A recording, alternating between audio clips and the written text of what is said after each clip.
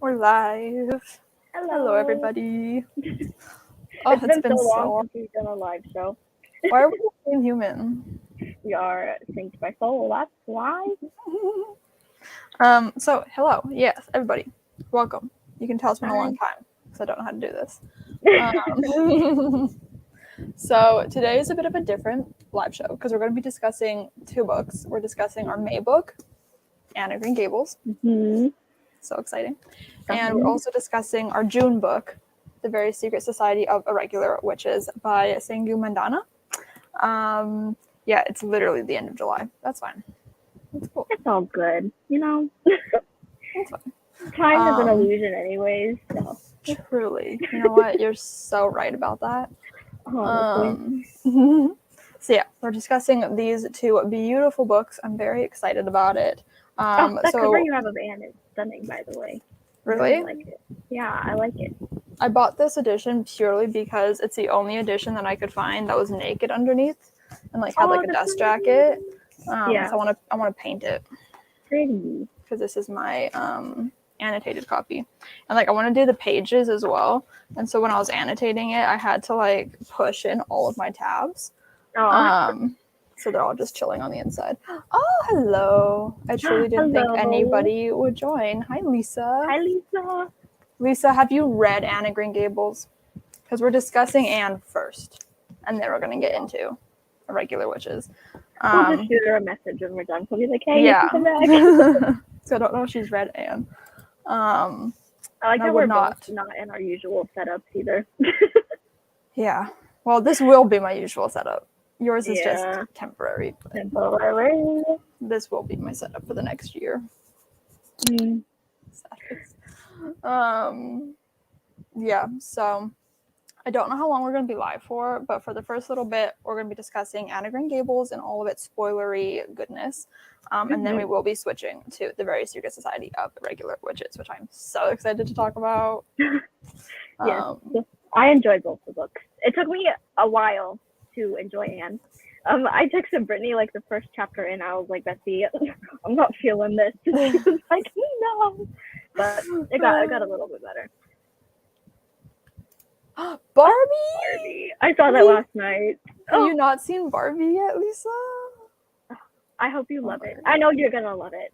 I don't even have to hope for that. It was. I cannot get Pink by Lizzo out of my head. It's good. Like if you're looking at me at any point, that's what's going on in my head. That's all that's going on up there. On a loop. Mostly it's like the like Hey Barbie line or like the whatever.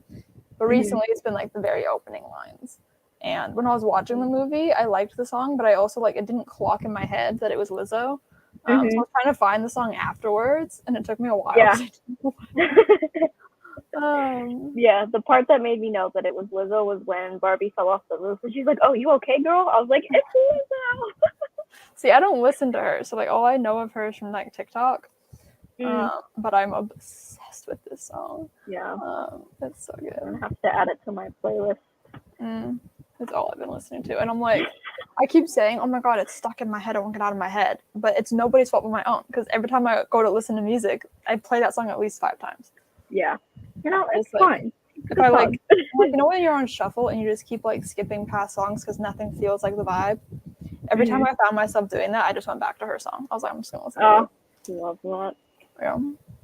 Anne of Green Gables series is my all-time favorite. It feels like home. Oh, truly. I can't say that the series is my favorite because the books, in my opinion, do dwindle and downgrade past the 3rd book. But it is one of my favorite books of all time. Oh, I love this for you. Okay, we'll send you a text when we're talking about Irregular Witches. And if you're still seeing Barbie, which you probably are going to, then I'll just like let you know like how long, I guess. Like I'll tell you afterwards the timestamp. Or you could just put it in the description, be like, for Lisa Hart. Yeah. I would do that. Okay, so if you guys are here to listen to us talk about Anne, you can stay. If you're here to hear us talk about this one and you have yet to read this one, I would leave now because I don't want to spoil you, even though it is a classic. Yeah. But I still stand by no spoilers. So here we are. Here we go. I've got so many notes. I could talk about this book for forever, so you're gonna have to like cap me because we do need to talk about another book. Even when I told her that I wasn't enjoying the book, she's like, "If you don't, it's fine because I've read it so many times. I have so much to say. I could just carry the whole thing." Yeah. I was like, "Okay." I was like, if you take 0 notes, I got yeah, this. yeah. I didn't take any, but yeah. Okay, so it's 2:30 now.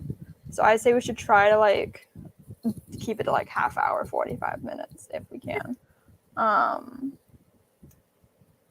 Okay. So I did listen to the audiobook for this one for the first time, which was an interesting experience. Ooh. Because I even considered like not rereading it at all, but then I was like, then it feels like I'm not fully participating in the book club. Yeah. But also like we had planned to do this, I feel like quite a while before we actually did it. And by the time May came around, I was no longer in the mood to read it. Yeah. And so I was like, I can't physically read this right now. So I had to listen to the audiobook to do it. But it was actually cute. It was a cute little audiobook. I'm sure there's like multiple versions of it out there. So I don't know what to listen to. Yeah. I just kind of listened to the one that was available to listen to. I was like, okay. Yeah. But it was cute. It was cute. Yeah. Okay. I was not in the mood to read it during May, so I actually ended up reading it this month. Yeah. Very late, 2 months late, which is why the live show was so late. Like, but, you finished Irregular Witches before you finised Anne, which I just thought was know. Because like you finished Irregular Witches, and then I was like, wait, have you finished Anne? And you're like, nope. Yeah, I had to speed read through that, but I didn't enjoy it at first. I think it's just because since it is a classic, like I wasn't used to like the writing style. But once I got used to it, and you weren't in the mood too. So yeah. So, because I think when I started reading it, I was really just in the mood for like fantasy. So when I tried to read it, I was like, this isn't what I want. But once I got used to it, it was actually really fun and really wholesome, and I enjoyed it. Yeah, I feel like we do need to be in like a very specific kind of mood to read classics in general, but especially a book like this one where it's truly just like slices of life. Like you're just following Anne through years of her life with nothing really substantial happening. Like there's no like overarching like plot that you could like pin down. It's just like you're following Anne. Yeah, which that is something I wasn't expecting, was to follow her for like so much of her life. Because when we ended the book, she was like 16. Yeah, and we started reading it when she was like 12, I think. Yeah. The other books span less time than this one does. I think I couldn't tell you for sure, but like the second and third books both take place while she's in college. And then the fourth book is while she's, I think, at a different college. I don't quite understand how colleges worked back then. It was very confusing. But she's at some sort of other college, and it's like told exclusively in letters, which is like extremely annoying and so dull. And like the book was written after the fact. Like I'm pretty sure it was like the last book to be written, or one of the last books to be written, and they just kind of like slotted in like time wise as the fourth series. Yeah, and then like after that, she's like married and shit, and like is having kids. I don't know where I was going with that. But yeah, so this one does like take place over multiple years, and like nothing really happens substantially, like plot wise. If I were to like sit you down and be like, "What's this book? Like, what it's about?" I'd basically just tell you like she was adopted, and like then she's just vibing in PEI. Yeah, she's just having a silly goofy time. Just having a silly goofy time. It is funny though to like have you read it for the very first time when I've read it so many times. Like I read it for the first time when I was 10, so it's like a long time ago. That's crazy. And even before that, like I was familiar with the movies, and that's why I wanted to read the book. I actually don't even know if I knew it was a book until my mom gifted it to me for Christmas. And then like immediately started reading Anne. Like I just spent my entire Christmas day reading Anne. It was a vibe. It was good.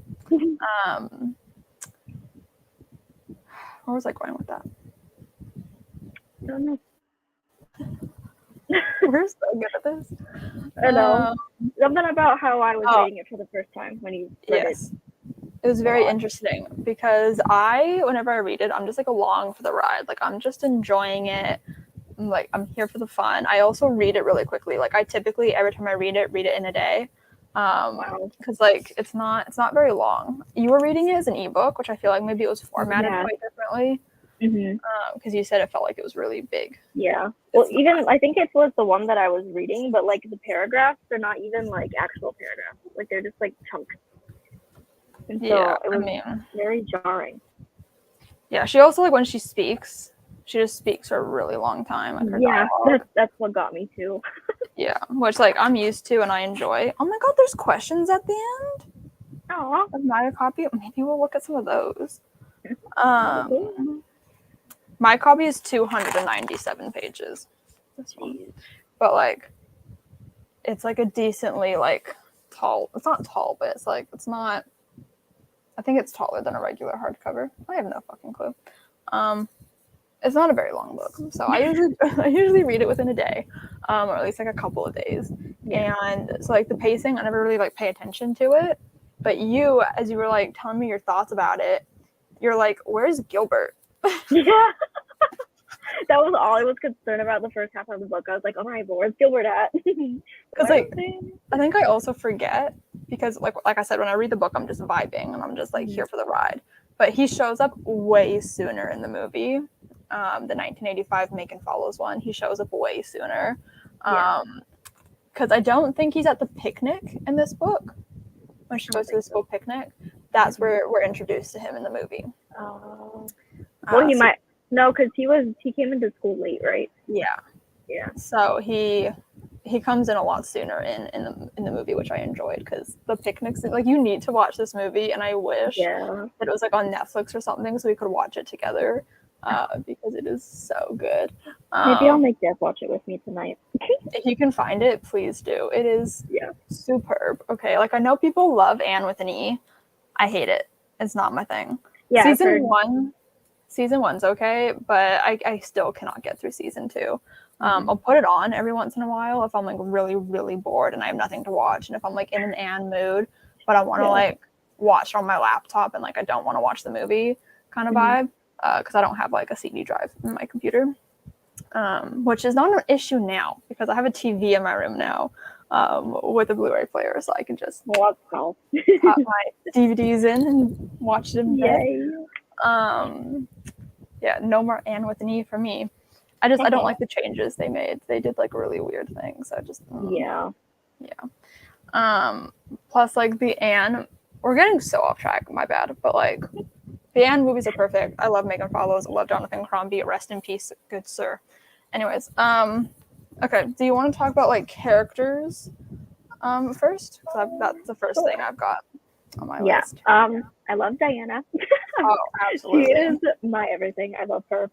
Marilla, I didn't like her that much at first, but when she kind of like warmed up to Anne and was just like, kind of like, is better. I thought she was all right. Yeah, the shock that I just went through when you said you didn't like Marilla at first, and then like it clocked in that like she's not that amazing at the beginning, because I already love her so much that I'm like I just ignore the beginning. So I was like, what do you mean? Yeah, you went through every emotion. Like when like Matthew, I was in love with him since the start. So that man, I love him. Like I'm not even kidding. Okay, I was like in the store with my mom at one point. I don't know when, don't know why, but I was just thinking about Anne and Matthew and him giving her puff sleeves, and I almost started crying in the store. I was like, Mom, and just it means so much to me. I get so emotional. He bought her puff sleeves. Yeah, that scene got me. I was like, oh my god. Yeah, it's slightly different in the movie, because in the book, which I completely forgot, even though I read this book like not that long ago, it was like a couple of years ago. But I completely forgot that like he gets Rachel Lynde, like he tries to get the dress, he fully chickens out and gets Rachel Lynde to like take care of it. Whereas in the movie, he does have like that chickening out part. Then he pulls through and gets her the puff sleeve dress, which I like a little bit better because I like that he's fully in control of it. It just means a little bit more, but it's also very cute in the book as well. But I just get so emotional because like he's such like a shy little like homebody. He doesn't want to like interact with people, especially like women. And he goes to like get her dressed. Like he has to interact with a woman, and it's just like he notices that like she doesn't dress like the other girls. I know. And he's even brought it up to Marilla before, and she was like, "It's fine." He just loves that little girl. He I'm gonna does. cry. I like how Like, he even went to like a different store beforehand to get used to like going somewhere he's not used to and asking for things, and then he got stuff he didn't need just I because he wanted know. to. Oh, yeah, It's I'm so tearing up. funny. Yeah. Like my biggest like character notes are from Matthew and Gilbert, which I feel like just checks out. Yeah. Uh, Yeah, yeah. Gilbert, I wish he was in this book more. We didn't Yes. really see that much of him, You need to read books 2 and 3, bestie. obviously. Book 3. Book 3, Anne of the Island, is just golden. Like I need to reread it so badly. Did I bring? I did not. I did not pack them with me. So I'll have to get them from the library or listen to the audiobooks. But like this is the only copy of Anne that I brought with me, and I'm not. It pained me. It pained me so hard. But this is the only copy I brought. I was like, this is excessive. I can't bring more than one. Yeah. What about Anne? Oh, loved her. I felt like we were kind of the same person at some point, just because like of how dramatic she is about everything. Like that's how I am about stuff, and just I have like a few things highlighted. I'll have to scroll through it. Oh, my favorite one was like in the beginning when she was like trying to eat. This was like when she first got to the house. Like, she was trying to eat, but she couldn't. And Marilla was like, "Why aren't you eating?" And she's like, "I'm in the depths of despair. What do you mean?" She's like, "I can't eat." I was like, "Wow." She's just like me. And I think that's one of the things that ruins the later books, like when you get past book 3 and more so when she's like married with kids and stuff, is that she kind of loses those dramatics and like the imagination and the whimsy. Which is understandable because she's so much older, but like that's just not the Anne that I want to read about. You know, I want the whimsical, imaginative, dramatic, like hot-headed girl. Like it's more interesting that way. And I just like how like romantic, like she's like a hopeless romantic kind of. It's so cute. But it's funny how she was like, wouldn't it be so romantic to almost drown? I was like, wow. Yeah. She's special. The only thing that got me was how she was sad that she has red hair. Like as a redhead, I love my red hair. And she was just like, I wish I had black hair instead. I'm like, no. I feel like maybe it was probably a product of its time. Yeah. I feel like maybe it was like, because didn't people used to get made fun of for red hair? I think so. That sounds like something that happened. But it's so beautiful. I love your red hair. I do too. I think you should dress up as Anne for Halloween. That'd be so cute. I was gonna braid my hair, but I ran out of my clear elastic, so I didn't have anything to tie it. That was so sad. Yeah. But I think you should dress up as Anne. It'd be so cute. You in like a little straw hat. I would send you all the pictures. Oh my god, I would cry. And puff sleeves. Amazing. Okay, so my notes on the characters. I'll start with Anne since she is the protagonist. I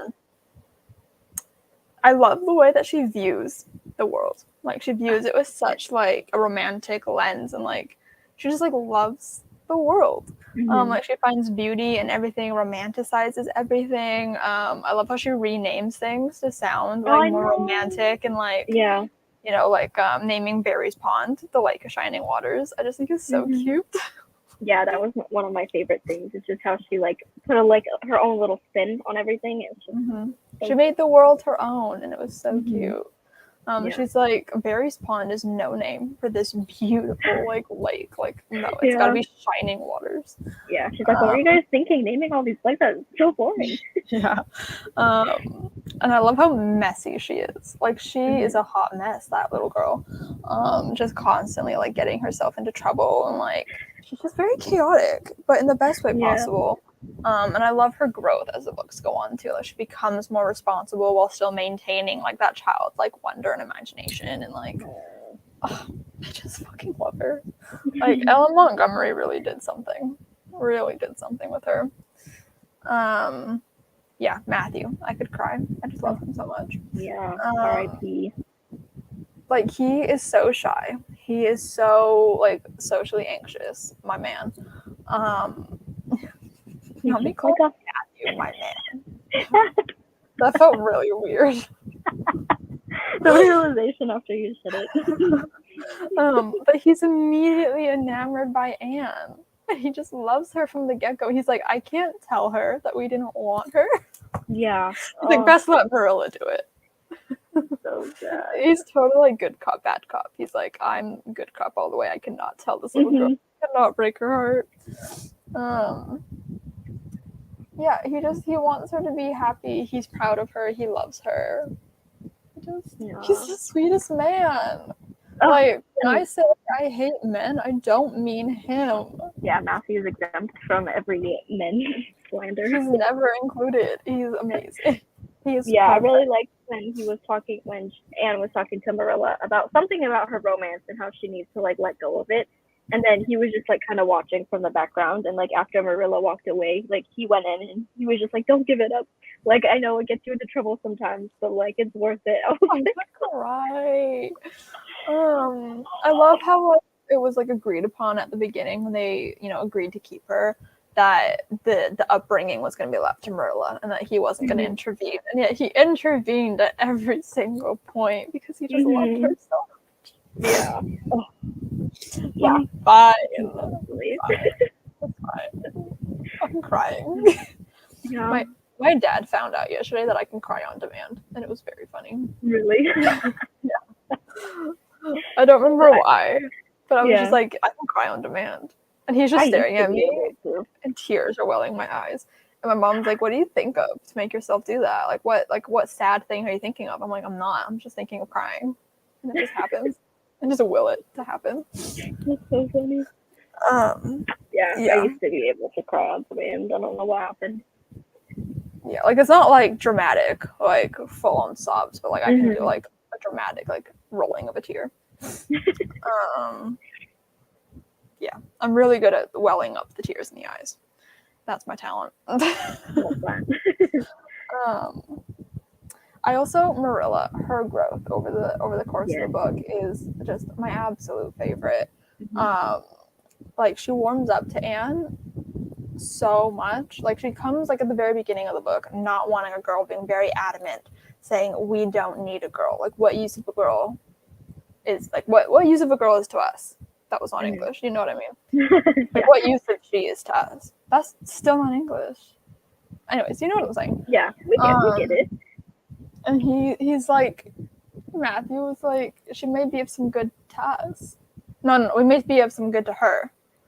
I was like, yeah. Like it's so true. Like in those times, the girls didn't like, do like heavy lifting or like, helping around in that way. That they're just like house people. Yeah, house people.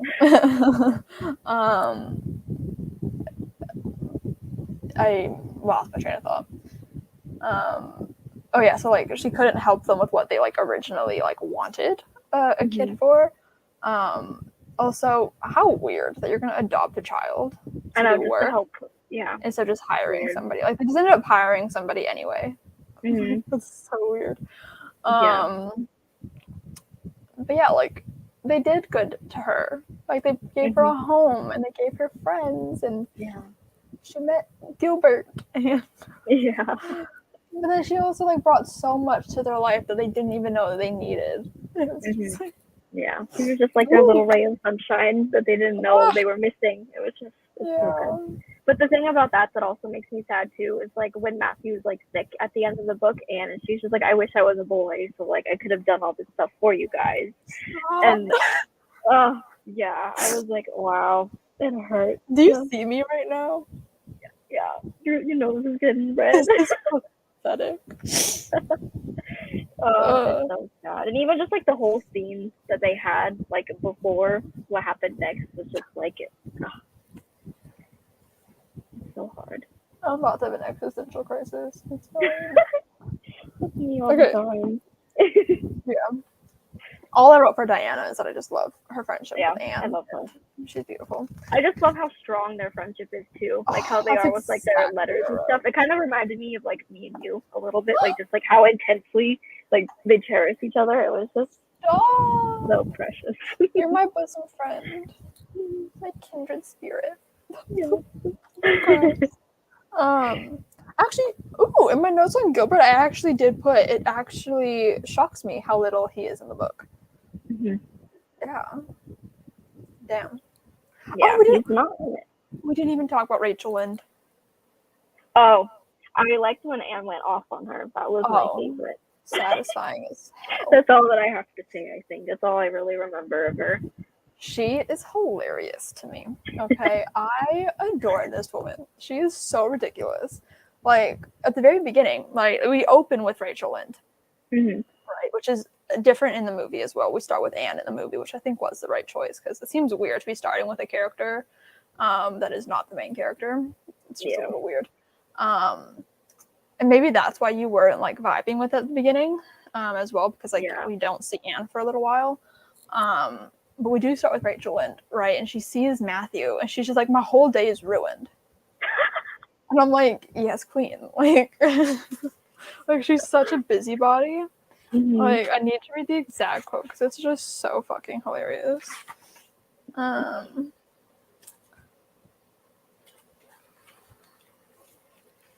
wait. I won't know a minute's peace of mind or conscience until I know what is taking Matthew Cuthbert out of Avonlea today. Yeah, it's so funny. Like, it just ruined her entire day, which I just think is so funny. Oh, so I will never get over it. When Peyton first read this book, she read the entire book thinking that Matthew and Marilla were, like, married. Really? Wait, they're not married? Alyssa. What? Stop. No way. Are you serious right now? Yeah. Are you and Peyton just, like, not paying attention when you're reading? I don't think so. Holy shit, this is too much. I was, like, fully prepared to just make fun of Peyton with you. No, no, you're making fun of me too. That's fine. You can... Alyssa, I'm gonna ruin your life right now. They're siblings. That's what I thought. Okay. So why did you say? Well, no. After you said that, like, she thought that they were married the whole time. That's when I was like, oh. Like, they literally say multiple times that they are siblings. I don't know. Yes. Oh. They both don't have a significant other, so they just live together. Oh, that makes sense. Oh my god. Like, Peyton, with her full chest in a video after she read it, was like, they're married. And I was like, Peyton, oh honey. I was like, that's not a good look for you. They're not. That's incest. This is not what's happening. And she's like, why are they adopting a child? And I'm like, different times, Bessie, they just wanted help around the house. Oh my gosh. Yeah. That's funny. It's fine. Yeah, okay. Plot and favorite scenes. Things we have not yet talked about. Anne breaking her slate over Gilbert's head. I was not expecting that, but I really loved it. Oh my god. So you truly, like, just know nothing about this story. No, this was, like, my first time experiencing it. Like, well, I didn't know. I guess because, like, you're in America and it's a Canadian classic, that, like, it's just kind of, like, ingrained into all of us, I feel like. Like, we just know Anne. So that's crazy. You didn't know that she's, like, broke her slate over his head? Yeah, a lot of, like, the iconic scenes that, like, when I was reading them, like, I knew that they had to be, like, iconic just because of how they were. Like, that was my first time, like, ever experiencing it. It was cool. It's so good in the movie. Yeah, it's funny. We were in the States this weekend, and we were, like, at our little cabin place, and we went into, like, the clubhouse that they have there, and they had a chalkboard, and my mom and dad were playing pool. I don't know how to play pool. I literally cannot do it. Oh, I just learned how to do it, and it's fun. So I was standing at the chalkboard, and I just wrote, Anne Shirley has a really bad temper. I love that. And I was like, Mom, look what I just did. I was like, as if I was like a 4-year-old child. I was like, Mom, look what I did. The thing is, though, is I understand, like, why she did it and, like, why it made her so angry, because I've been called a carrot before. So I tell her, yes, I've been called, someone told me I look like pizza before. That's weird. Yeah. You truly are Anne. I know. Yeah, Carrots. I didn't know. Yeah. I'm gonna call you Carrots now. Yeah. Okay. What about when Gil helps Anne when she gets stuck in the lake? Oh, when she stuck in the lake. Yeah, I love that. I wasn't expecting it, but like when he showed up, I was like, oh, this is perfect. But then she ends up just getting mad at him anyways. Yeah. Even though it wasn't like she wasn't truly angry. Oh yeah. She was just like, it's been not going on for so long. I can't not. She's so stubborn. She's just like me. Like I too would hold on to that grudge. Mm-hmm. I don't know where it happens in the book. I don't know. Because I don't remember if this was in. That's a problem with like me watching the movie and the book so many times. Is that like I don't remember what's from what. Does she say that she's fishing for lake trout? I don't think so. Okay, that's a line in the movie. He's like, "What in the heck are you doing?" And she's like, "Fishing for lake trout." No, I think in the book she tells him like what she was doing, like that she was being the character and that they were playing that. It's so cute in the movie. He calls her a ninny. Oh, he's like, "What in the heck are you doing?" Oh. Jonathan Crombie is Gilbert. He just is. I sobbed when he died. Me and my mom watched Anne just sobbing. It's terrible. So sad. Yeah. Okay, we already talked about getting puff sleeves. Okay. I feel like I jumped around a lot and none of these, or maybe they are in order. I don't know. I wrote this again so long ago that I don't remember what I was thinking when I wrote them. But I went immediately from Matthew getting puff sleeves to Matthew dying. And I was like, obs, it's not a favorite scene, but I just had to note it down. Yeah, it broke my heart. I was so sad. See, I have many different experiences with this scene. My very first, which I reacted to so strongly, even though I'd watched the movie and knew that it happened. But I was like, I think I've told you this before. I don't know. Well, maybe I haven't because you didn't know. I don't remember. I was up past my bedtime because, again, I was 10. Up past my bedtime, okay? I heard my mom go to the bathroom as I'm just sobbing over Matthew dying. And I run out of my room, even though I knew that I was like going to get in trouble because I was not supposed to be awake. And I ran to the bathroom. I was like, Mom, Matthew died. What do I do? And I had a new experience this time as well because I didn't think that I would cry because of the audiobook. I don't know why. I just thought that maybe there would be a distance and like I'd be too busy doing whatever I was doing while I was listening to cry. I was playing Sudoku. Oh. I was just sitting there, headphones in, my Sudoku pad in front of me, or like maybe it was on my DS. I don't know. I was playing Sudoku in some form. And it happened, and I just was sobbing while playing Sudoku. And because like I had headphones in, if somebody were to walk in on me, they wouldn't know what I was crying over. They would just think that I was crying doing my Sudoku, like as if it was like so hard or something. That like, yeah, I had to laugh at the ridiculousness of it. I was like, I'm playing Sudoku and I'm just sobbing. It hurts every time. Like it never gets easier. I'll tell you that right now. It never gets fucking easier. And like seeing it in the movie. Yeah, I bet in the movie it hurts even more. Yeah, you can see it. I always find seeing it is harder than reading it, although reading it's always very hard too. But I'm like a sympathetic crier. If I see somebody else crying, I'm gonna cry. Yeah, me too. So it's always really like if somebody dies in a movie and nobody's crying, I'm less likely to cry. But if everyone's breaking down, I'm a mess. Okay, I'm a mess. So yeah, because the scene where Anna and Marilla were crying over Matthew. Yeah. It's all at once a heartbreaking and a heartwarming scene. I'm like, I need to find it so I can talk about it. I wish I wrote down page numbers. I think Anne even said something about, because I don't remember like exactly what happened, but Anne said something about how it's like special that this is like a pain that they both share. So like they should both be together when it's happening. Because I think either Anne or Marilla, like one of them was like gonna leave so like the other person could cry, and Anne was like, no, like we have to share this together. It was yeah, that got me. What did you think when you saw the chapter saying the Reaper whose name is Death? I was sad. I knew it was coming. Yeah. Like, because the line before that in the previous chapter, the last line is, "It was the last night before sorrow touched her life, and no life is ever quite the same again when once that cold, sanctifying touch has been laid upon it." Yeah. Like, it just starts right away with, like, Matthew, what's the Yeah. matter? Like, Mhm. like, literally, look how much blue is here. Oh, jeez. Damn. Yeah. He fainted. It hurt. I don't think we can do anything for him. Oh, I'm looking at my highlights, and even like the chapter before when they're talking, when Anne's saying that like she feels bad because she's not a boy and she couldn't like provide that for him, and he says, "I'd rather have you than a dozen boys." And he's like, "Well, now I guess it wasn't a boy that took the Avery scholarship, was it? It was a girl, my girl that I'm proud of, sir." Yeah. That man. Oh.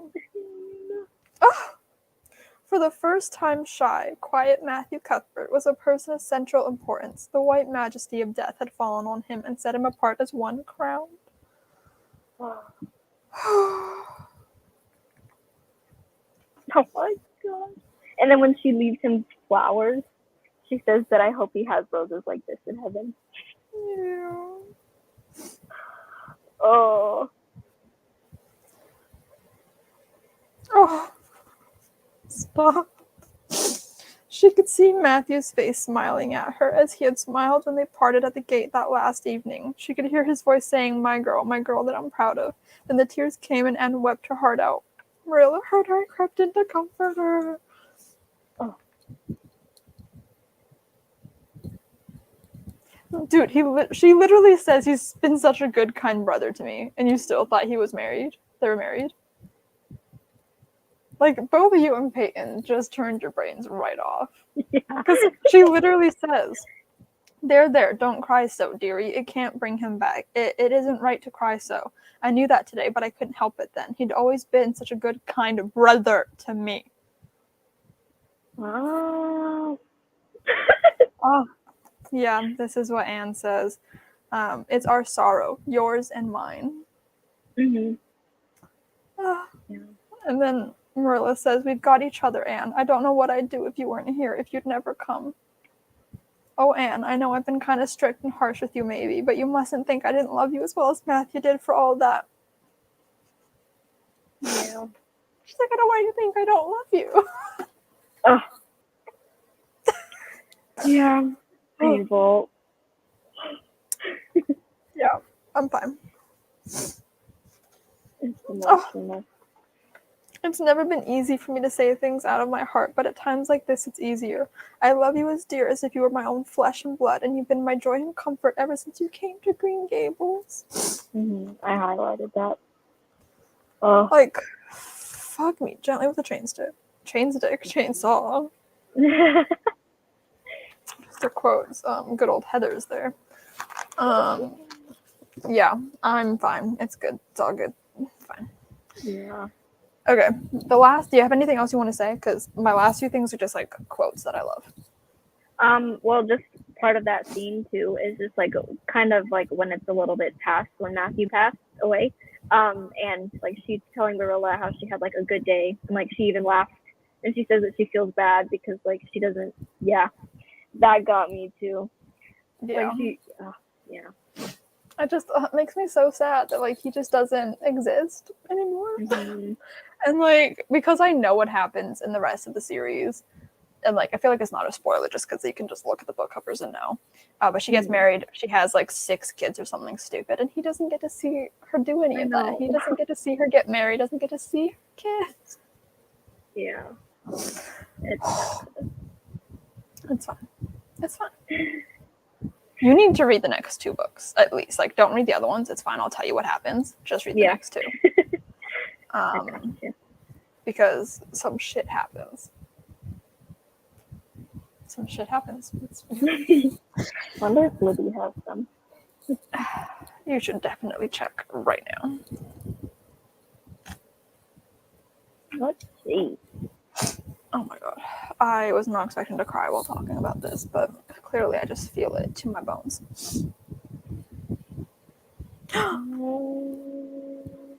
I wrote a note about one of the quotes that I feel like we've already talked about, but I'm so excited to talk about it again. I'm so glad I wrote it down. Do they have it? Yeah. Okay.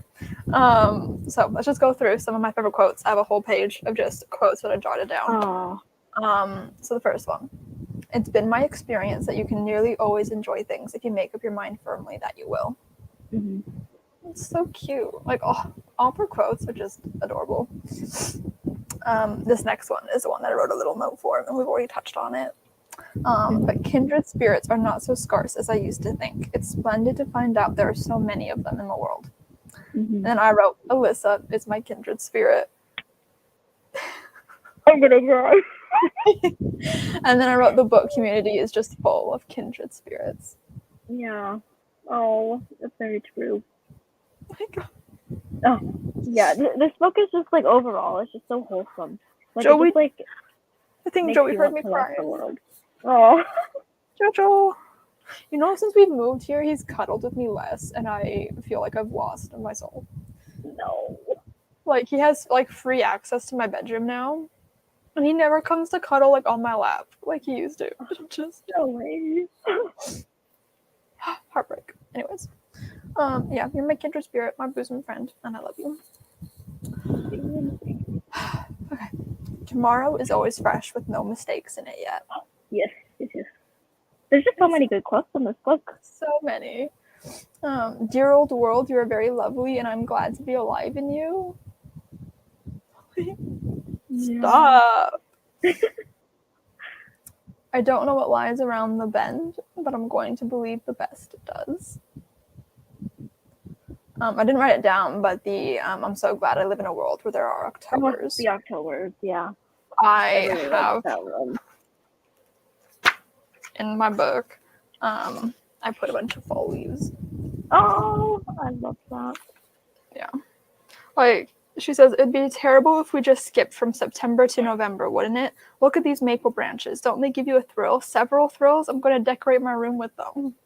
Mm-hmm. She's just so pure. I love her. Yeah, she is. Okay.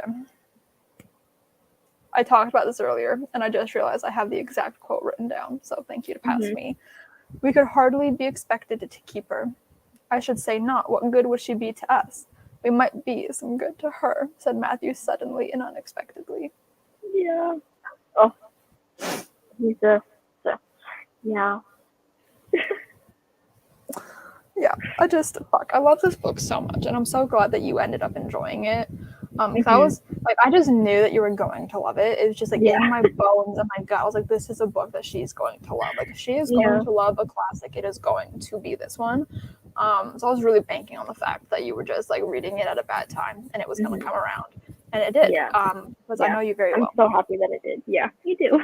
It is very rare that I recommend you a book that you do not enjoy. I think it's happened maybe once. Yeah. I don't remember what it was, but all of the books I've enjoyed it. Well, I told you to read Flower Heart, but I, in my defense, had not yet read that when I recommended it to you. It just seemed like your vibe. Which I still enjoyed it. It just wasn't. Yeah. It's fine. Okay. I'm so glad you enjoyed it because it is so good. It's so beautiful. And it's just, it's my favorite. It's my favorite classic. It's my favorite, one of my favorite books of all time. Like, I have two favorite classics, I would say, and it's this one and The Wizard of Oz. So maybe I should get you to read The Wizard of Oz. I started it. I read it a little bit when I was like 12, but I don't think I ever finished it. Oh my god. It was my favorite book before I found Anne at Green Gables. Because my sibling, their teacher gave them a copy of it because teachers used to do this thing. I don't know if yours ever did this, but like in like the early like grade 1, grade 2 kind of vibe. At the end of the year before summer, they would like gift the students a little book. Yeah, my teachers used to do that. Yeah, I don't remember what my teachers gave me, but they gave my sibling a copy of The Wizard of Oz, and they didn't want it, so they gave it to me. So my original copy has like a note in it from their teacher. But like I took that with me everywhere. Like I read it all the time. I was like at the dentist's office reading it. I was at like my mom's appointments reading it. And they would always be like, "You're always reading." Like Oh. I just fucking love that book, and it's so different from the movie. Not so different, but it's quite different from the movie. And I love it. So we should definitely read that one too. I did not bring my copy with me. Like, I didn't bring a single copy with me. What is on the floor? Post-it notes. Yeah, I don't know. Okay. So thank you everyone for discussing Anne of Green Gables with us. I adored it. I could honestly keep talking about this for forever. And just like, yeah, I love it. It's so good. But I'll just keep trying. So I'm really glad that I ended up enjoying it. Me too. I was scared there for a second. Yeah. Okay, so now we're going to discuss the Very Secret Society of Irregular Witches. I will text Lisa, even though I do not think she's going to be around. Watching Barbie. Wait, my laptop feels really hot. Oh yeah, did I ever show you? I told you I got a new Kindle, right? Yeah. Yeah, this is the case. It's one of the kids. It's like the Amazon Kids one because it was cheaper. Oh, that's so cute. I was a little robot. Oh, love it. What were you reading on before?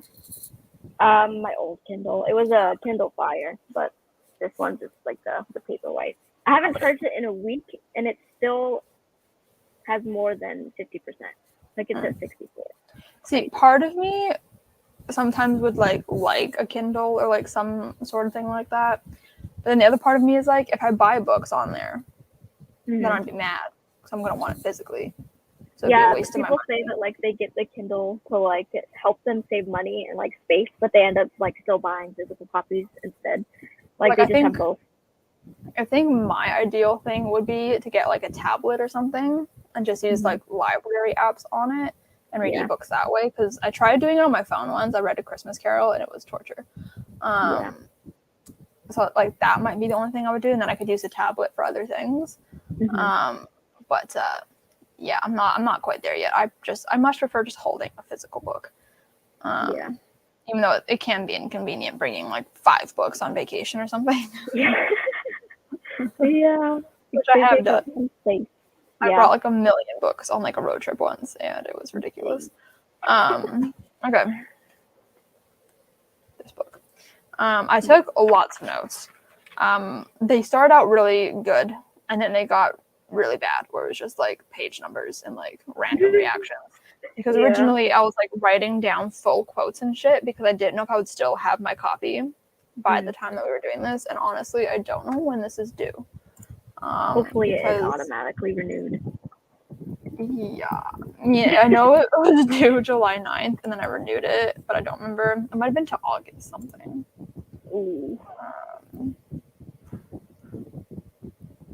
Okay, it's not saying it's overdue.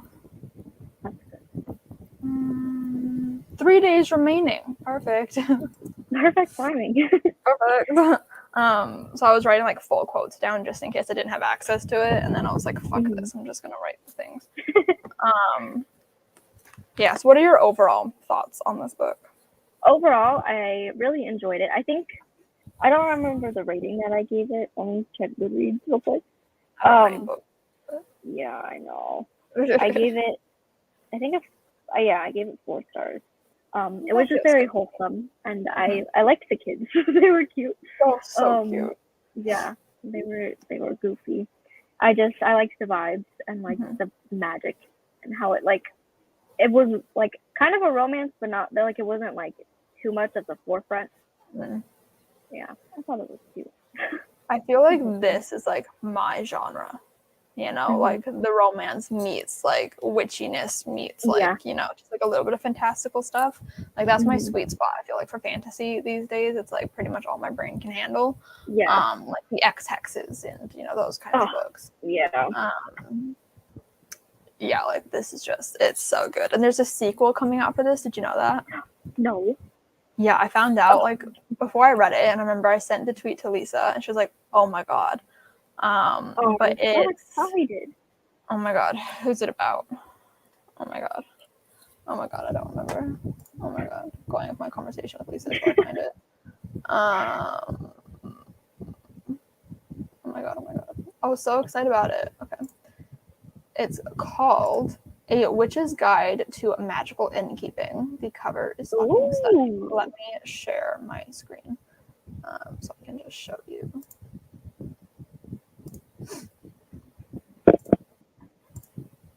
Like, look at that. Oh, wait. Yeah, there Isn't that love stunning? that. Yeah.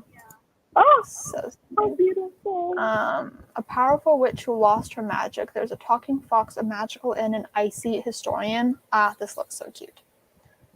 Okay, I'm gonna click on Goodreads. Oh, I need to share this screen too then.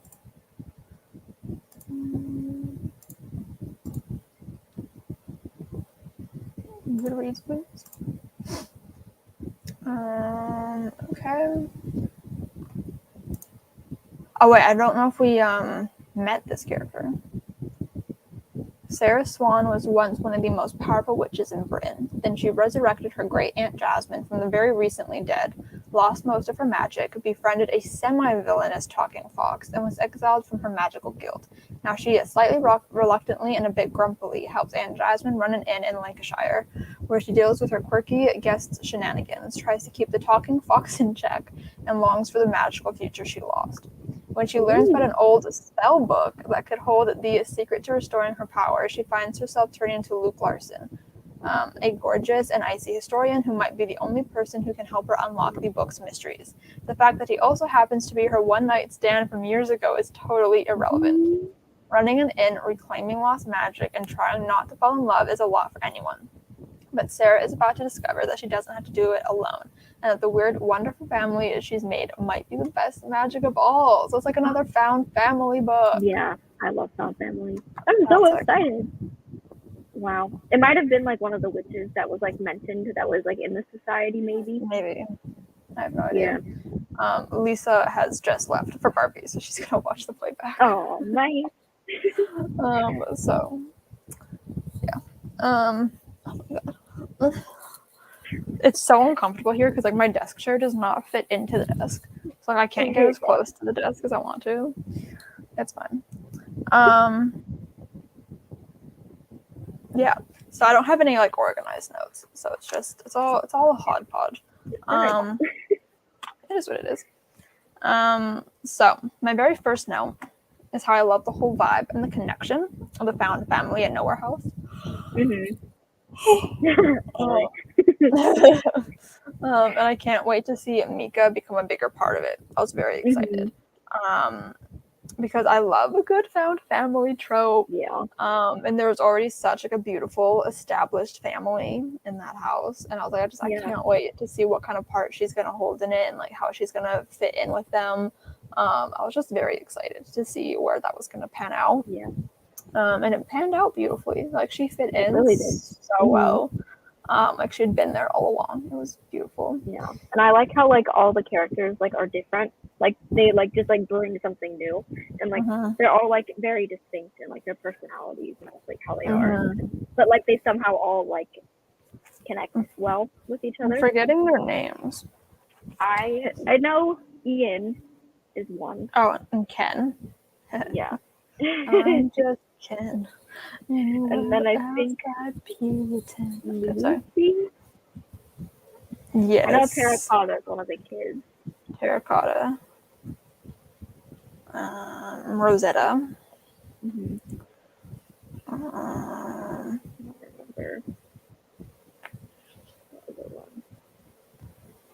my god, I don't know. Altamira.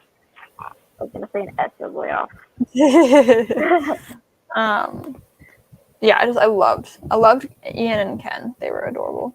And the kids were so cute. Was it Terracotta? Who was like the little psycho one? Yeah, the one who was always talking about murder. Yeah. Iconic. She is my spirit animal. Yeah. The first time it was brought up when she was talking, what's the guy's name? I forgot. Jamie. Yeah, when she was talking to Jamie about how she doesn't like the Mika, right? Yeah, she was just like, and then he was like, I already told you we cannot do murder. Like, stop bringing it up and not murdering her.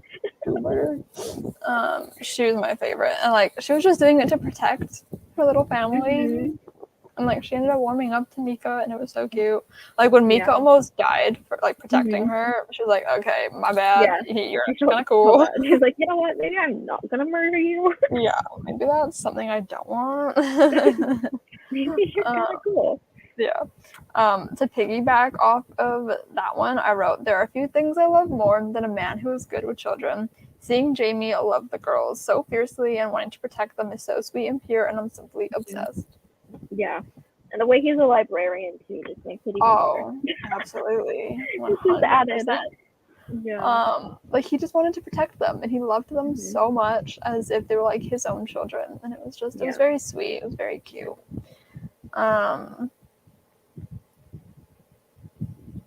Yeah. There's a quote at the end of page 130 that I wrote down, but I'm just going to read it from the book because I feel like that'd be easier than trying to read my chicken scratch. I found the murder quote. She said I could murder her in her sleep on the very first night. Nice. We love some premeditated murder. Yeah. Okay. The way that Mika just felt like she'd finally found a place that she belonged because of the way that the witches interact with each other, which is not interacting. She felt like alone her entire life. Like every quote that she had about feeling like she finally belonged had me in tears. And this one is, I think, one of the first ones because it's the first one that I wrote down. But it says she had never felt so welcomed and included, so much a part of something, and she couldn't rid herself of a lifelong fear that it was too good to be true. That any minute now, like every person who would flash in and out of her adolescence, they would decide she was too something or not enough of something else and snatch away their welcome. Yeah, they always hit. Like I feel that's so hard. The like being too much, but also like not enough. I'm crying. It's sad. Yeah, like I'm about to cry. Also, I'm about to sneeze. So all of the above. That had me very emotional. How did I go? How did I go from page 130 to page 117? Bitch. You went backwards. I loved when she was talking to the kids about the difference between niceness and kindness. That, and then like how it was like carried out through like the whole book. Like I liked that a lot. Yeah. Okay, so backtracking a little bit. The whole part where Mika is just smelling Jamie. I know. Like I was like a thing. Like she's like, I was just reading. I was just reading, and I'm like, this is so absolutely ridiculous, but it's so funny. Like she just like oh god. Wait, she said, closing the gap between them again and seizing the lapels of his shirt. She inhaled. Definitely pine needles in the ocean. What is that? Like aftershave, I guess. Like she doesn't just he, at some point doesn't he even say something about like does she make a habit of like smelling everybody? Yeah, probably. That sounds right. Like God, it was just so funny. Oh god. Yeah, hilarious. Oh my god, why am I jumping around? Because now we're at page 125. Oh my god. Oh my god. What's this one? Where are you? Okay. See, the word is shifting, but in my quote, it kind of looks like shitting. Just a different vibe. Completely different word. Nowhere house was shifting in Mika's mind. I'm just reading it as shitting. I'm picturing is like the monster house. Taking her dome.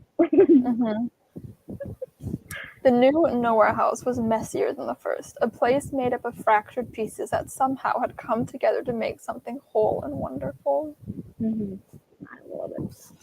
Yeah, just the vibes of that house is just so good. And just like so cozy. How fiercely they love each other. It's just like that is the definition, I feel like, of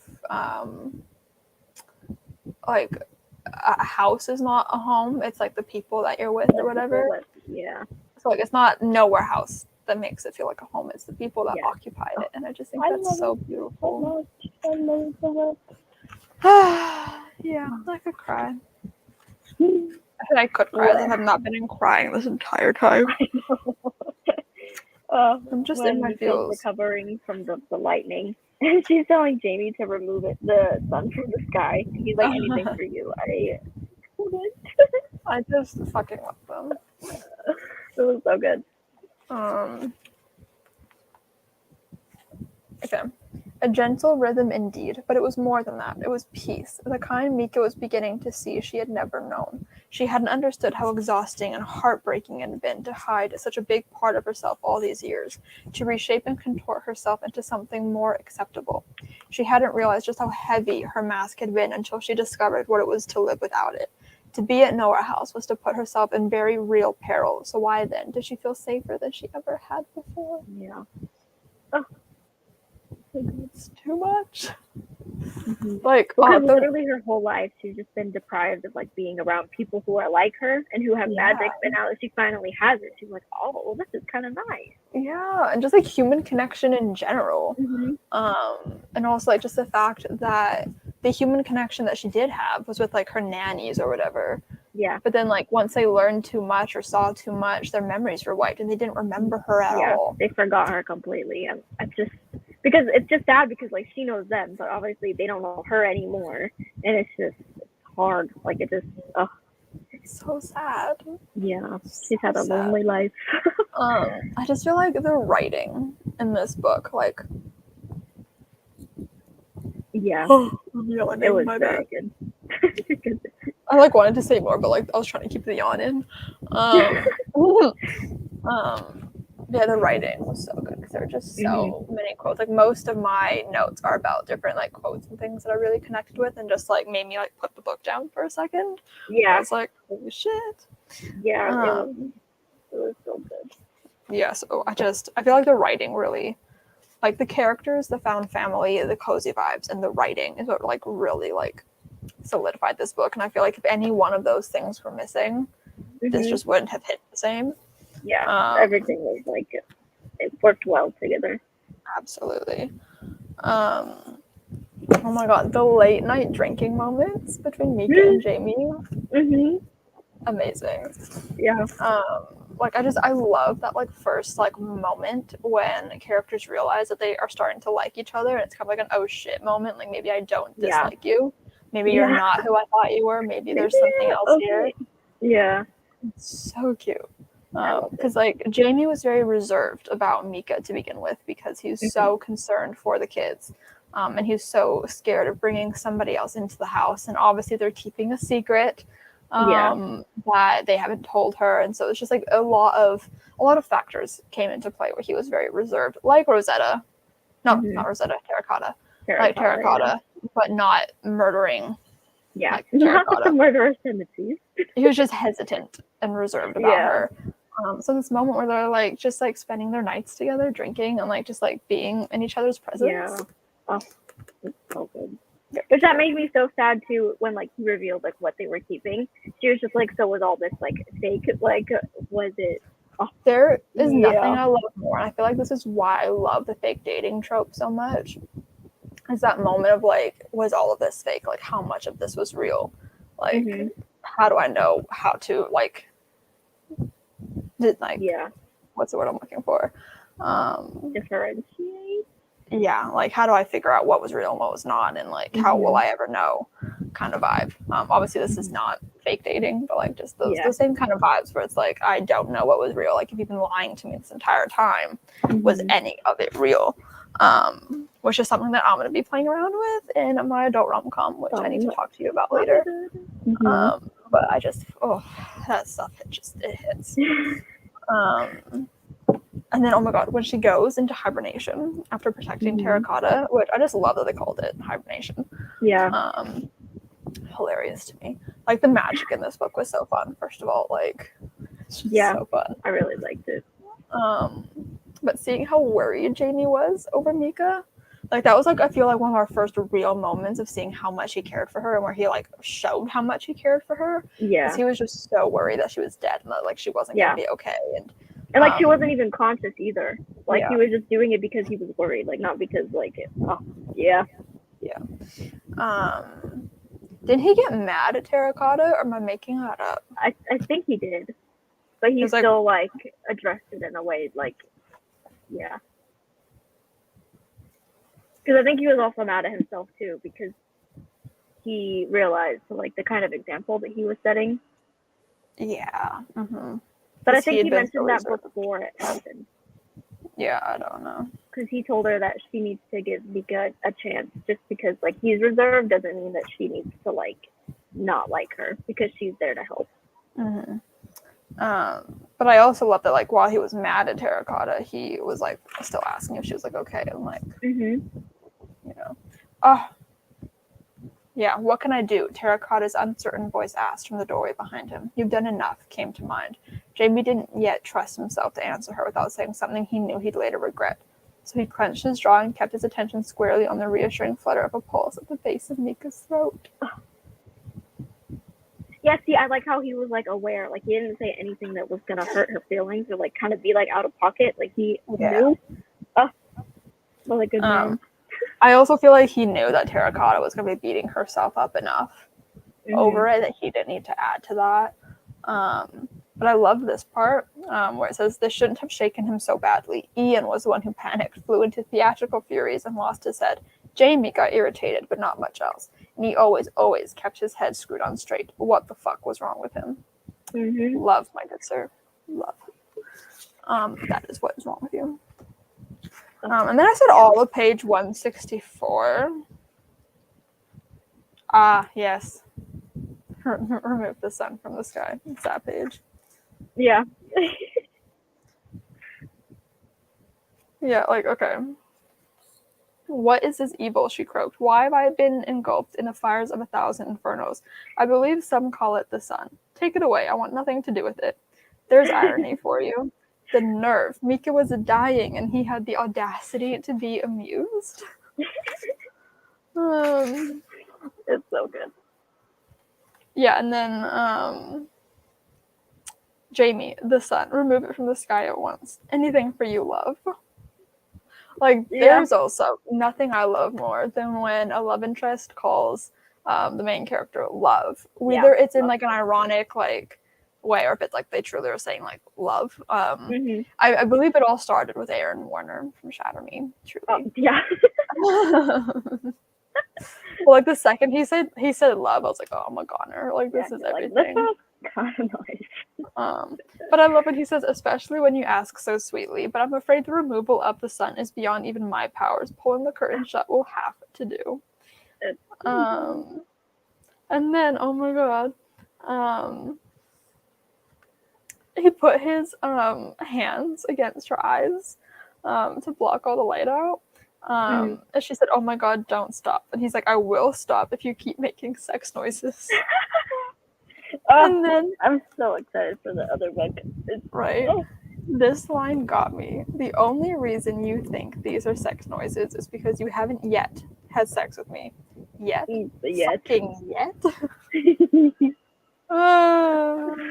Just amazing. Like, truly, just so good. Yeah, I had a great time with this book. Oh, I truly, me too. What is this one? Oh, and then Ken and Ian's relationship, I loved them. I love them so much. There's this one quote that I highlighted, and Ian said, I could have another 100 years with Ken, and I would still want more. Please. Romance. Please. And then I think he was talking to Jamie about Mika, and then he said something like, when someone leaves, all you can do is leave a window open for them, so that if one day they decide to, like, if they choose it, they can come back in. And then I like later in the book, like he shows up and then Mika asks what he's doing, and he's like, I'm leaving the window open. I was gonna say that. Amazing. Yeah, and then this whole part where I believe this is when what was this one? What part is this? Oh, she was going somewhere, and then Ken and Jamie followed her. There's There was just like a little line that said she longed for Nowhere House. And I was just like, Yeah. I thought there was going to be more to it than that, but I guess not. Like I literally put down page 190, longing for Nowhere House quote. Why didn't I just write down she longed for Nowhere House? It would have been the same amount of effort. So much easier. Like, okay.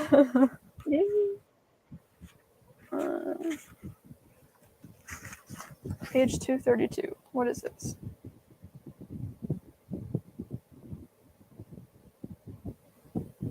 Okay.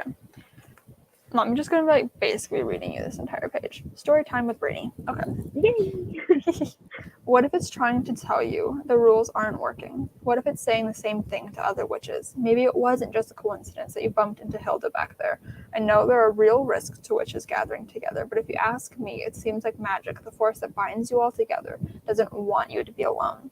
This hit Mika right in the heart. Over the years, when there had been nobody and nothing else, she and magic had always had each other. But what if they both needed more? What if that wasn't possible? I can't transform the world, Jamie. The world's too big and too messy and too stubborn. Who said anything about transforming the world? He shrugged. What about just making it a little better, and then a little better, and then a little more, until one day, maybe long after we're gone, it has transformed. You deserve more than what you're allowing yourself to have. Mm-hmm.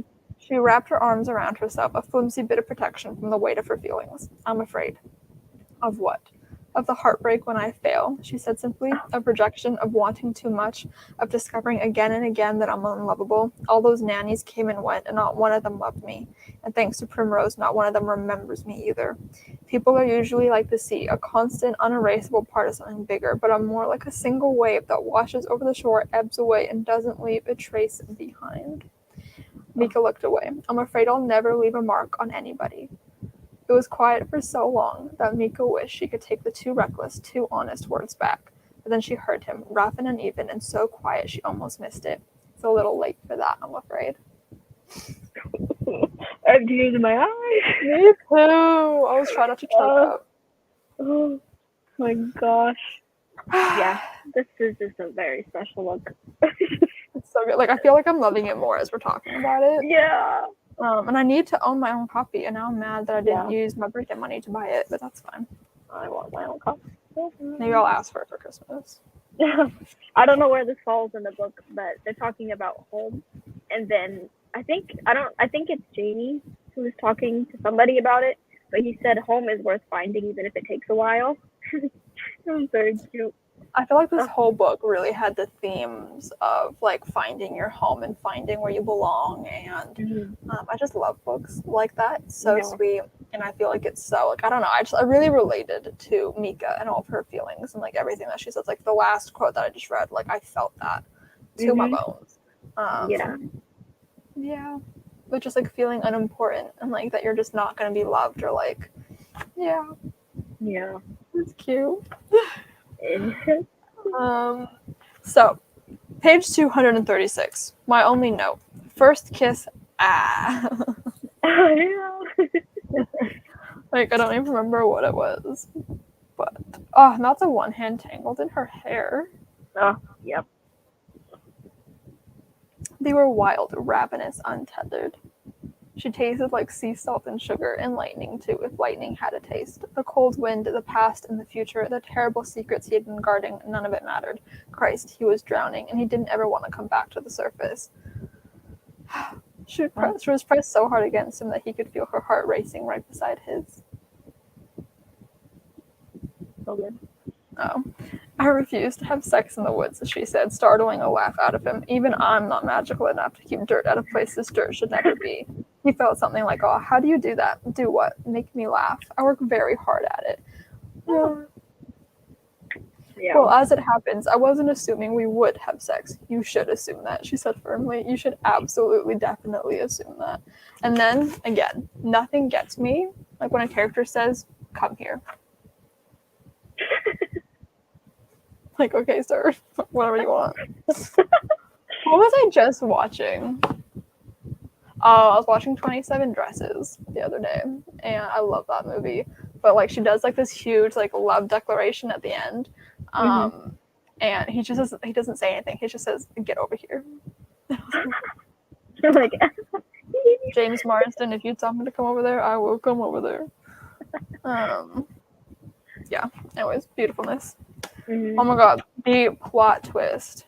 The plot twist. Oh, I was not expecting that at all. I had the faintest, fleeting inkling idea that she was dead. But it was like such a fleeting thought while I was reading, like earlier on, just because I was like, where is she? Why isn't she here? Like, what's going on? But it was I fully believed the stories that they made up. It was so fleeting that I forgot about it until I read that part, and I was like, wait, didn't I think about that earlier? But like never in my mind, I actually think it was true. Or did I think that like her fucking bones were buried on the grounds and like that they knew she was dead? That I definitely did not know. To me, it's funny. It's not funny, but like it's funny how not like funny. The kids, yeah, but the kids didn't even really care. Like they did, but like they didn't. Yeah, I mean, why would they? Were just like, they're just like, oh, what do we do now? I just saw my cousin going down the street on like a scooter thing, just like zooming. Yeah, like an electric little scooter. Her boyfriend was on like unicycle type, like motorized unicycle. That was so weird. Like they have a car. What were they doing? Weird people.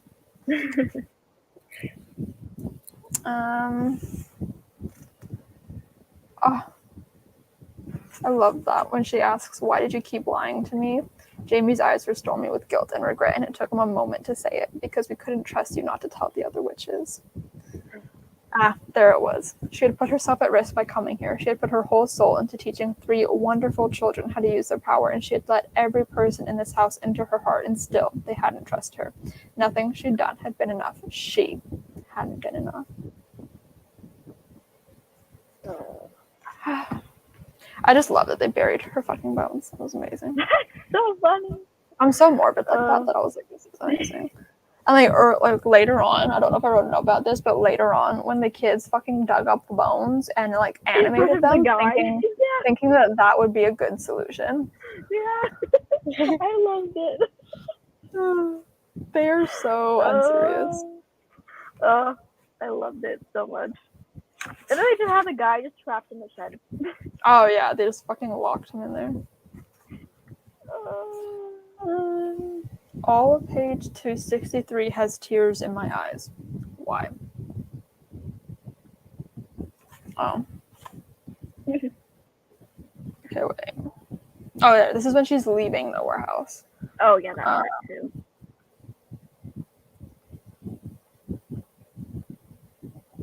Okay, I'm trying to figure out where I want to start reading from. She was 31, but here she was again, just as she'd been as a child, trapped on the hamster wheel of her mind, conducting a post-mortem on every memory to find out what, if anything, had been real. The writing, like post-mortem, absolutely great word to use there. Nothing had been real. Her caretakers, she'd always understood at the end of the previous post-mortems that the answer was nothing. Nothing had been real. Her caretakers had been paid to look after her, and some had been kind and some merely nice. I love the conversations of kind versus nice. Yes, I love them. Amazing. Like some people are kind, some people are just nice. Amazing. And she had not mattered to any of them. Some had left without hurting her, and some had left after Mika had been shunned, used, or lied to. And always, in the end, she had been forgotten. Over the years, Mika had embraced all the things that made her different and had discovered that she liked herself very much. But what was that worth without human connection? How was it possible to live, truly live, without the companionship of other people, without a family formed in any of the thousands of ways families could be formed? It was a bit like that old philosophical question about a tree falling in the woods, wasn't it? If no one remembered her, if she didn't matter to anyone, did she really exist? Oh, yeah, that line. She had been a ghost until Nowhere House, leaving no trace of herself on anybody, and she had thought for a few precious weeks that maybe she had last come alive. Maybe, like Pinocchio or the Velveteen Rabbit, she had at least been made real. And now she didn't know. She didn't know what had been real. Had those late nights in the attic with Jamie been part of the bigger scheme to save his family? Had every kindness from Ian, Ken, and Lucy been underpinned by probing questions to determine how useful she could be? So went the hamster wheel, round and round, until she brought the broomstick to a stop. Love that she called her car the broomstick, by the way. I know. to a stop in a tiny driveway in front of the familiar white door of a townhouse. Cersei poked her head between the two front seats and gave the house a long, unimpressed look. I know, Mika agreed, but it's all we've got. Oh, yeah. Puppy. Cola. Hello. Oh, so cute. She looks so scary. Yeah, that whole page is just pain. And like obviously we know that it was all real, right? Yeah. And that makes it extra painful that she could have experienced all of that and then believed it to be fake and believed that it was all part of a scheme. But when we know, like, of course that was a part of the scheme because we got to see things, like I said, like from earlier when she wasn't conscious and he was freaking out about her. Like obviously everything was real. Yeah. Oh, his love declaration. Let me, shall I read this to you? I think I should. You shall. I want you, Mika. There are a million things that make you you, like your laugh, and the fact that you care about Primrose in spite of everything, and the color of your skin, and the fact that when you decided you needed a mask to fit into the world, you chose one that was sunny instead of scowly like mine. Those are a few things. You know what another one is? He raised an eyebrow. The fact that you love magic. You need it like you need to breathe, and you wouldn't be you if you weren't a witch. And it's you I want. All of you. Oh, because yeah, she asked something about like would things be different if I wasn't magic, and then he was just like, no, because you are your magic. Yeah, would you still want me if I wasn't a witch? And he says, no, Christ. You could say nice things sometimes, you know. Yeah. But then Mika scrubbed at her wet eyes, her heart full and raw and still desperately afraid, but also desperately wanting. Oh. Yeah, it's so good. Oh, and like everything that he went through as well, like when he came to Nowhere House, like this whole part. You know, when I first got to Nowhere House, I was fractured. I flinched at the slightest noise, refused to let anyone touch me, locked myself in my room. Lillian gave me a home, but it was Ian, Ken, and Lucy who put me back together piece by piece. It took me a long time to let them in. I was afraid too, afraid of what it would do to me if I lost them. It's a leap of faith to love people and let yourself be loved. It's closing your eyes, stepping off a ledge into nothing, and trusting that you'll fly rather than fall. I can't step off that ledge for you, Mika. It's something only you can do, and I know you will. It might not be right now, but I know you. Sooner or later, you'll fly. Mika had no difficulty with the loving part. She had loved him, loved all of them, with a ferocity that hurt. She had known that for some time, but to allow herself to be loved, that was so much harder. That required bravery and trust and the vanquishing of the monsters. Of the monsters that lived under the bed. Jamie had said rightly that he couldn't step off the ledge for her. Only she could do that. Could she? Could she go to the very edge of that ledge and even knowing there was always a chance that she would fall, still jump? This part, right?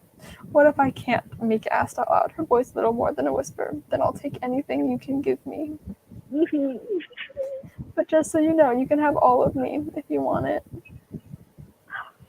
This man, this little librarian. Yeah. I'm simply obsessed. Yeah. Yeah, I feel like I like the book more now that we're talking about it. Like, I did not like it, but now it's just like... Yeah. Reflecting on it. Oh. Cora is going crazy. Oh, wait, I love this part. I'm going to bed. You want to come? Fuck yes. Oh my god. You know what's good? You know what's good? 4 arms are my ruin, she said dreamily. He kissed her brow. You're my ruin. If you keep saying things like that, we won't make it to the bed. I promise to nobly bear that sacrifice. Like, this book is just so good. Middle paragraph. Oh. Danger rarely wore a monstrous face and wielded a pitchfork. That's a typo. And wielded a pitchfork. No, danger came most often in the form of people like Edward. Oh, stupid Edward. The nice people whose niceness, oh my god, I've been reading too much. The nice people whose niceness only went so deep. who saved their niceness for people exactly like them, who believed they were more deserving of power and respect than anyone who was a little bit different. And she would never know how many other nice, ordinary people out there were as ugly as Edward underneath. And yet, even as this thought flashed through her mind, another followed it. Edward was outnumbered. There were people right here with her who were not necessarily nice, but they were all without exception kind, which was far more important. They had raised 3 unusual children with more love than Mika had seen in her entire lifetime. They loved them wholly, without exception, because of everything they were, not in spite of some things. It didn't matter to them one bit that Mika and the girls were different. Was it not possible, then, that out there all the Edwards of the world were also outnumbered by all the Jamies, Ians, Kens, and Lucys? This boat!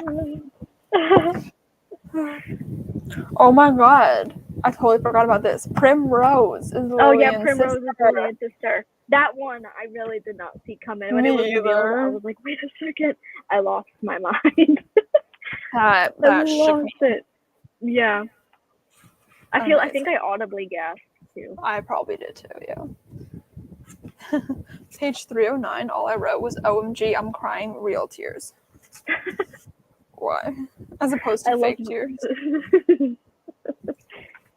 What was I crying real tears for?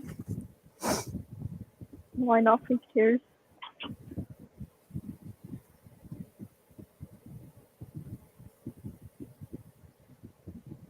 Oh.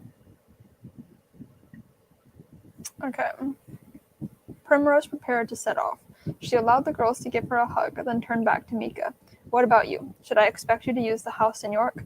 No, you absolutely should not, said Terracotta at once, stopping to stand in front of Mika and directing the full and mighty power of her belligerence on Primrose. You can't have her. She's ours.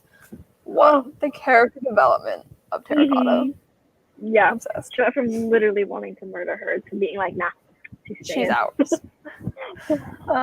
Jamie had said it was a leap of faith to love people and to let yourself be loved. It was closing your eyes and stepping off a ledge into nothing and trusting that you'd fly instead of plummet to your tragic and poetic demise. So Mika stepped off the ledge at last into nothing, and wouldn't you know it, she flew. Oh, I'm so good. Yeah, that was just, yeah. Yeah. Okay, are there anything in my overall thoughts that I didn't already say? Okay, I did make a note about the romance. What you said earlier that you liked that the romance wasn't like the main thing. I was the opposite. Really? it was very on brand for me. Yeah. I wrote, I would have loved to see even more from it, but luckily I loved everything else and the romance we did see to not be bothered. Like, it didn't bother me as I was reading, but I finished it and I was like, oh, like, I kind of wish we got a little bit more of that. And had that been a little bit more in the forefront. I think because I was expecting that it would have been, but it's fine that it wasn't. Like I said, like, I loved everything else so much. And I realized that wasn't like the main priority of the book. It was definitely just like the finding your home and finding your people in general. I'm just a sucker for romance. Yeah. You're a romance girly. Yeah, I had such a good time with it. Like, it was such a fun read. And I cannot wait for that fucking companion book. It sounds so exceptionally good. And the cover is beautiful. I love the cover, the pink. Oh. Like, it's going to look so good next to each other. Like, this tweet that I showed earlier has them next to each other. And it just looks so good. Let me share it again. Like, look at that.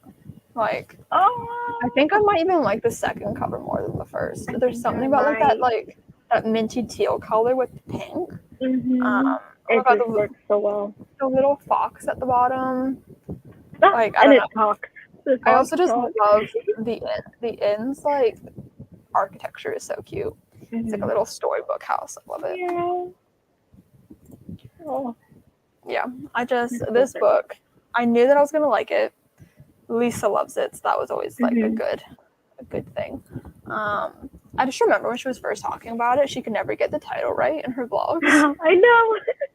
It was so funny. So funny. And when the title was dropped in the book was so cute because she was talking to the kids about how she just calls like the normal society, like the society of witches, And then she was like, yeah, but we're irregular. And then, yeah. Like the whole book, I was waiting for like it to change and become irregular witches, because like from the very beginning, she said the very secret society of witches, and I was like, that just doesn't sound right. You need to have the irregular in there. Yeah. I feel like this wraps the book up perfectly. The little blurb on the front, it says a warm and witchy hug of a book. This book really did. It felt like a hug. It felt like a warm hug. It was so good. Yeah, and I like how the book ended with a quote that says, Mika Moon would not be the witch who transformed the world, but she will be making it a little better day by day. That's so good. Yeah. Yeah, the rest of that's good too. She had once believed witches would never have friendship, community, and each other, but here they were.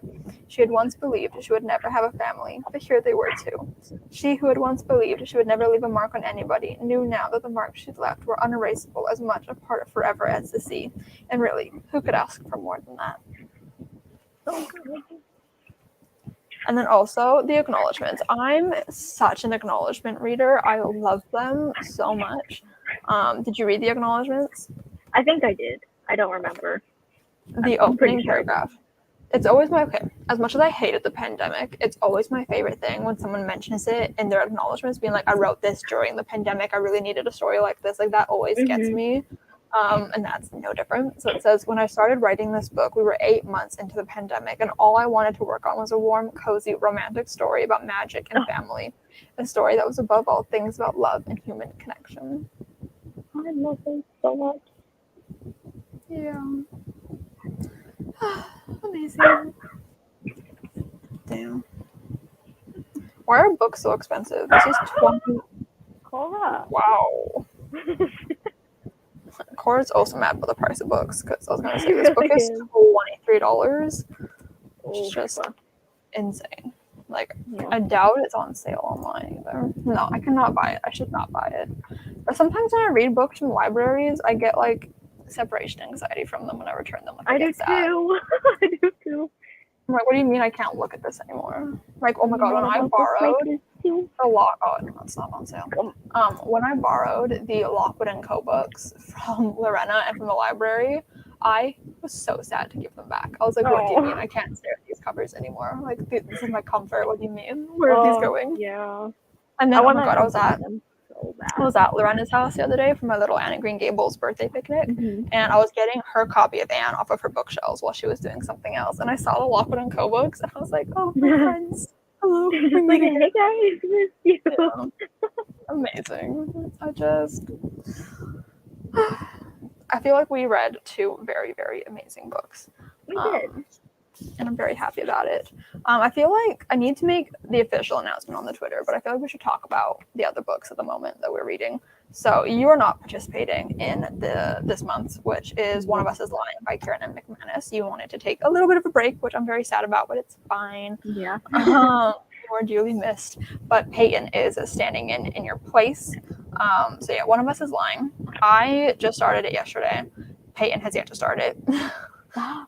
So hopefully we can do the live show for you at some point soon. I'm really excited about that one. And Alyssa is coming back for August. Thank God. I love you so much. Yes. And we are going to be reading A Darker Shade of Magic by V. Schwab to celebrate the release of Fragile Threads of Power in September, to kind of do a little bit of preparing. I'm so excited. I've only read Shades the of book Magic is my favorite series, so I'm very excited to be revisiting. I only read it once. I read it in 2019 for Schwab September. So it feels special that we're coming together again to read it. Cora. Are you going to continue to take a break after August, do you think? Or are you going to come back again? We'll see how August goes. Yeah. Also, can I just I haven't glued in A Darker Shade of Magic yet, but can we just look at how beautiful my spread is coming along? My bullet journal. Look how cute. Oh, I love it. Wait, should we do a mid-year check-in? What has been your favorite book that we've read so far? Probably, excuse me while I ugly cry.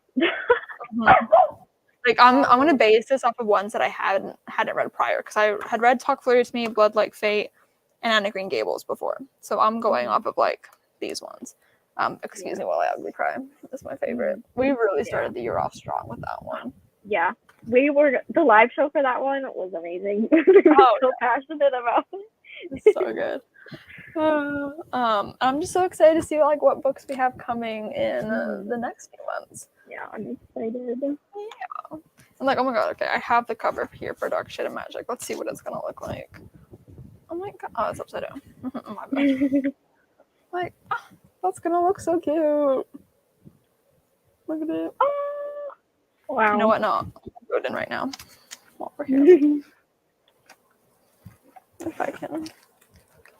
Found my glue stick. I love this for us. I need something to glue on top of. This was such a fun live show, though. I really missed you. I missed your face. I missed your face. Your face is one of my favorite faces to ever face. Oh, wow.